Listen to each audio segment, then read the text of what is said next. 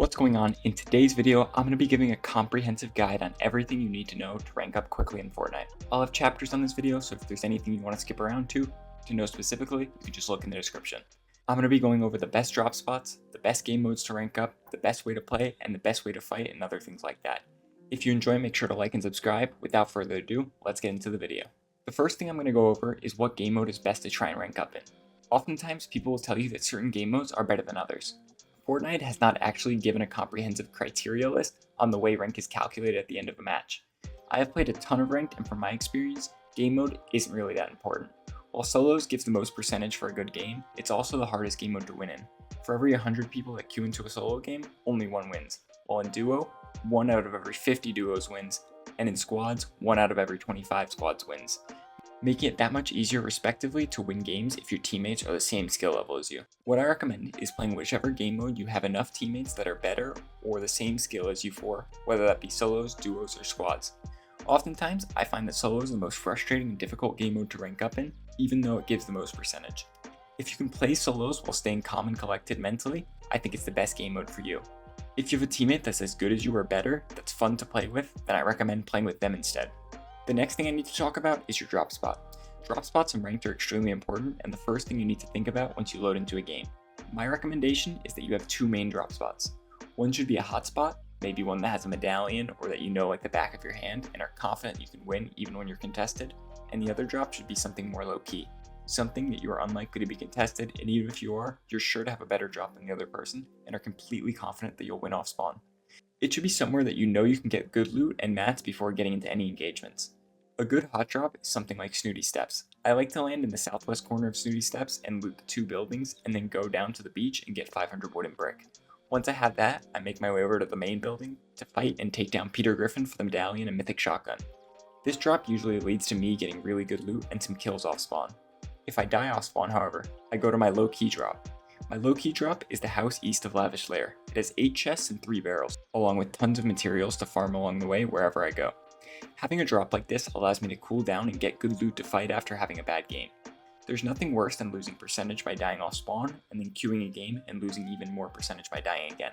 It's extremely important to have your drop spots planned so you can rank up as quickly as possible. Here are some good general tips to survive early game. First, if you're going to risk an engagement, make sure you have more mats and shield, and try to have better positioning too. You can either do this by having a good loot route that gets you shielded with good mats early, or by getting the best drop for the power spot of your POI. What I mean by power spot is the spot with the most loot, positioning, and easiest to farm mats. The best way to get the power spot is by getting the best drop, and the best way to get the best drop is by practicing how to drop there from multiple different bus paths. The best strategy for winning off spawn is making sure you aren't the first person to fight. Whoever the first person to fight is generally isn't going to be the person to win the engagement unless they finish the fight extremely fast. Therefore, the easiest way to win off spawn fights is by third partying. Whether this means third partying 2 people fighting at your POI or the guy fighting the bot, it's completely dependent on your situation. If you're the first 2 people fighting, you're gonna lose your mats and heals before you even get into the final fight of the POI. However, if you are the one third partying, you'll have more mats and health than the other 2 and therefore have an easier time cleaning up the POI. The next thing I want to go over is the best strategy for mid-game and fighting in ranked. First off, I want to talk about the loadout. With the new guns and attachments, it can be overwhelming to pick which ones you want to use. First off, I want to say to avoid the Hyper SMG and Enforcer AR. They're both the worst variations of their respective weapon type. The best SMG currently is the Burst SMG. It has really good potential to bleed bullets through walls while also having extremely fast fire rate as well as fast reloads. Pros generally use it to W key in tournaments as the best close fast fire rate weapon. As for the AR, the best one to use is the Striker AR. It's much like the old AR with good inbox capabilities as well as good fire rate and low bullet drop. As for the shotgun, both are good, so it's mostly preference. The hammer pump is more like the normal pump. It has solid range and damage with a slow fire rate. This is the pump I personally prefer because it just feels more like the pumps that have been the meta in the past. The other shotgun option is the Frenzy Auto shotgun. It's more like the drum shotgun from the past where it has a bunch of shots with lower damage, but really high ammo capacity and fire rate. It's good if you're a player that likes to close a distance and jump in. This is a shotgun for that playstyle. As for other guns, the sniper is extremely powerful this season as its bullet speed and bullet drop are very good at close range. It's easier than ever to hit shots, and it's very common. Finally, the last thing to do with weapons are attachments. This season, instead of every vault, there's a workbench that you can add and replace attachments. For the SMG, it's best to get laser sights for better hipfire accuracy, as well as a speed mag for faster reload times. The AR, the best thing to do is to add a drum mag for more ammo capacity, the muzzle brake for better recoil, and whichever scope you like the most. For the shotgun, the best thing to do is take off the scope so you can use the iron sight if you aim in, and for the auto shotgun, make sure you put on a drum mag to have more magazine capacity. For the sniper, it's just scope preference and a speed mag. As for heals and utility items, they have changed drastically. Medkits are now extremely powerful as they heal 10 white health per second, and other than medkits, I recommend you hold 3 big pots. With just these 2 heals, you can guarantee healing to 200 HP no matter how much damage you take. Flowberries are also good, but especially good in team modes. Not only do they give you a low gravity effect that makes you run fast, jump higher, and negate fall damage, but they also heal 15 shield in a radius that makes them like slap splashes from last season. The other good heal are the Flowberry jars, which are like the berries as they give the same effect in the radius, except it gives 100 HP in total in 5 HP increments. For mobility right now, the best item by far is the Purple Grappler. It has 4 infinitely recharging grapple shots that have really good momentum. If you don't find a grapple, a sniper is something good to hold too. And if you have a medallion, shield is less necessary.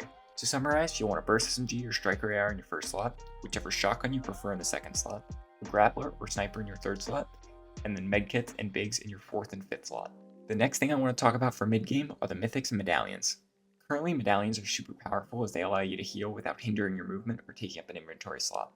Getting one early is super important if you want to fight throughout the mid game. Each medallion you get makes you heal faster and to more health. Each POI with a medallion also has a mythic gun. Peter Griffin drops the mythic hammer shotgun in Snooty Steps, Oscar drops a mythic drum shotgun in Lavish Lair, at Frenzy Fields there's a purple pump and mythic striker AR, Reckless Railways has a hyper SMG, and Grand Glacier has a mythic striker AR. While the medallions are less contested at POIs like Grand Glacier, the mythic gun it comes with is very bad. I recommend either landing at one you know you can win, like how I like to land on Snooty because I'm familiar with it, or landing somewhere outside of a mythic POI, like the house I land at near Lavish. Both of these are good options as the medallion is the best item in the game right now, and it's easily accessible from both of those spots. The last thing I want to touch on is the types of fights you should be taking. At the end of the day, if you really want to reach Unreal, you can do it like Bushcamp Dad and avoid all conflict. While this is something that can be done, it's not fast, it's not fun. You want to be taking fights that you know you can win. Taking fights on dead side is a good way to ensure that you won't get third partied, while also meaning that you'll find players that generally aren't as good. If you know that a good player is in your game, you can use the kill feed in the medallion outline on the map to avoid him or try to third party him. Generally, you want to take fights that you stand to gain from. If you have low mats or shield and can't loot anymore, a refresh is the only thing that can get you back in the game. Kills make you rank up faster, so if you want to reach Unreal, you'll need some kills.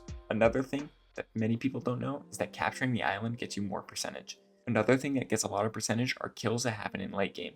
Epic made a blog post detailing that killing players of a higher rank or killing players in the late game results in more rank points being awarded. That just about summarizes the quickest way to rank up to Unreal in Fortnite. That's all for today's video. Let me know if you enjoyed in the comments below. No long outros. Bye.